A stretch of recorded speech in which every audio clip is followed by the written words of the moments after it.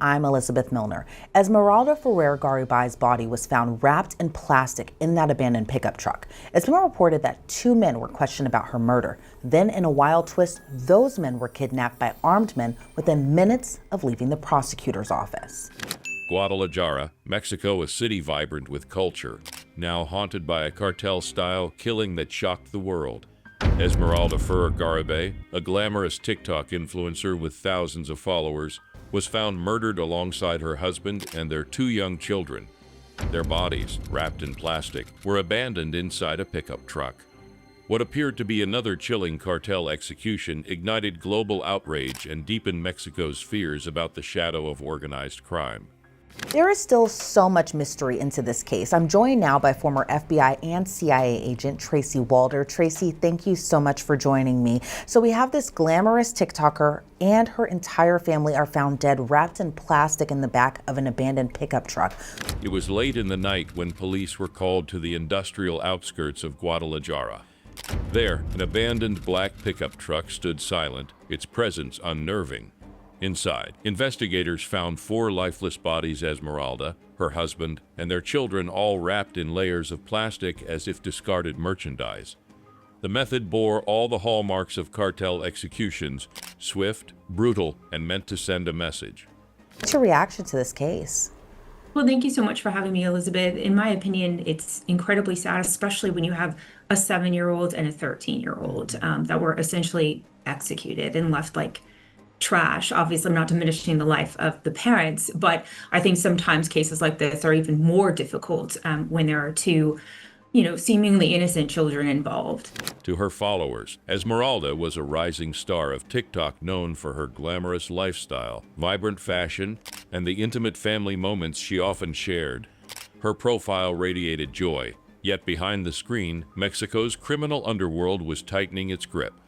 That digital stardom may have put her in the wrong spotlight, attracting dangerous attention in a city where cartels reign.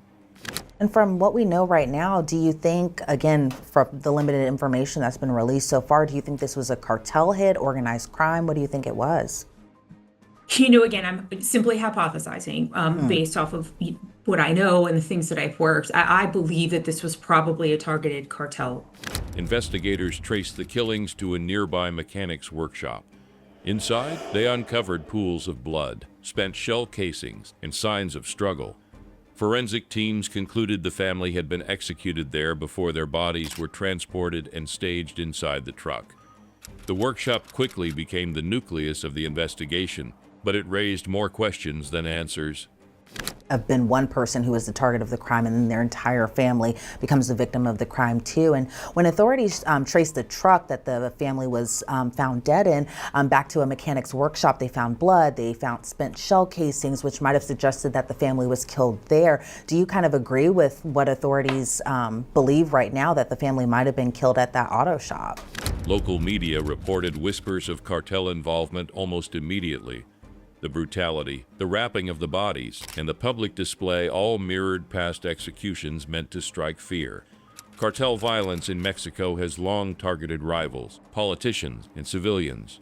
But this case carried a terrifying undertone, was a social media influencer now among their targets. Authorities never confirmed cartel involvement outright, but few doubted it. Killers might have been after. Do you think it was Esmeralda herself? Do you think it was her husband? I mean, authorities say that her husband was a tomato farmer and did vehicle trading, and that might have made him a target for organized crime. But what are your thoughts? Friends told reporters the family had gone to the workshop for what seemed to be routine business. Instead, that visit became their last. As investigators pieced together the family's final movements, one chilling possibility emerged. They may have been lured into a trap. And I can't stress enough how preliminary the information is that we know right now. But I'm curious, why do you think that the killers murdered the children too? I thought maybe there would be some way, if this was an organized crime hit or a cartel hit, that, maybe the children would be spared. But why do you think they were murdered too? I mean, they are just 7 and 13 years old, just innocent beings, as well as the other victims too. But I'm just so curious, why do you think that the children were killed? 2 men were detained early in the case, questioned about their ties to the workshop and possible knowledge of the crime. But in a shocking twist, those very men were later kidnapped, along with some of their relatives. Their disappearance only deepened suspicions that powerful hands were pulling strings behind the scenes, silencing witnesses before they could speak. I think something pretty significant occurred in some kind of a breakdown with the cartel, and either a significant amount of money was owed or there had been retaliatory violence. And I think because you're right, they could have, again, not diminishing this crime at all, they could have really targeted the adults. Despite global headlines, Mexican authorities made no official arrests.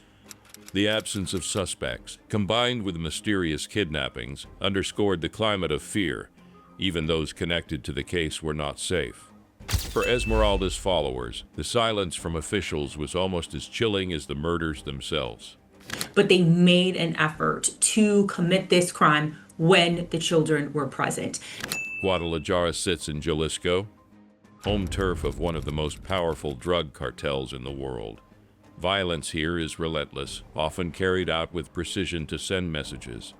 Esmeralda's murder became emblematic not just of cartel brutality, but of the fragility of public life in Mexico, where even influencers are not beyond reach.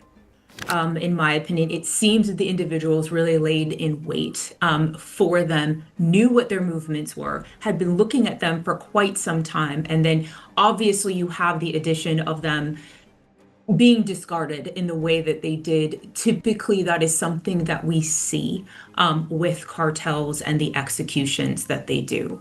Esmeralda Ferrer Garibay lived in the glow of social media, but her death highlighted the shadows cast by organized crime. A family wiped out, a community silenced by fear, and a nation reminded that no one is untouchable. Their story is both a tragedy and a warning, one that echoes far beyond Guadalajara. This person will lay low, will not speak at all about this crime, and that's why it will be ultimately incredibly hard to prosecute and bring someone to justice. Charges. No official charges filed. 2 suspects initially questioned, later kidnapped, along with relatives. Authorities suspect organized crime cartel execution, but no arrests made. As of this recording, no official arrests have been made, and the 3 men who were kidnapped are reportedly still missing.